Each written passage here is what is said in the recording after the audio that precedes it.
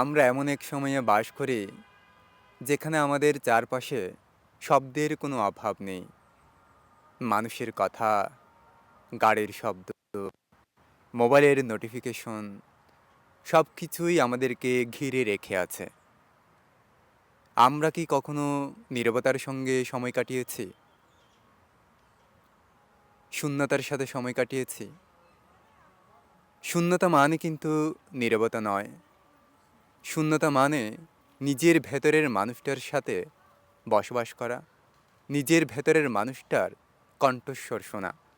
আমরা যখন চুপ করে থাকি, তখন আমরা বুঝতে পারি আমাদের মন আসলে কী বলতে চায়।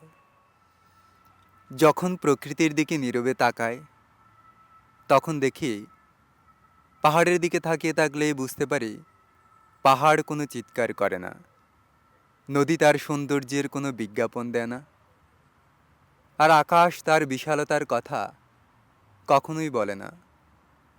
তবু তারা কি গভীরভাবে আমাদের জীবনকে স্পর্শ করে। কখনো কখনো এমন কিছু প্রশ্নের উত্তর কোনো শব্দে পাওয়া যায় না। সেই প্রশ্নের উত্তরগুলো আমরা নীরবতার মধ্যেই পাই। তাই নীরবতা হচ্ছে আমাদের এমন এক কাছের বন্ধু, যে বন্ধু আমাদের অন্য বন্ধু না থাকার সময় আমাদেরকে জড়িয়ে ধরে, আমাদের গল্প শুনে, আমাদের দুঃখের কথাগুলো সে বুঝবার চেষ্টা করে।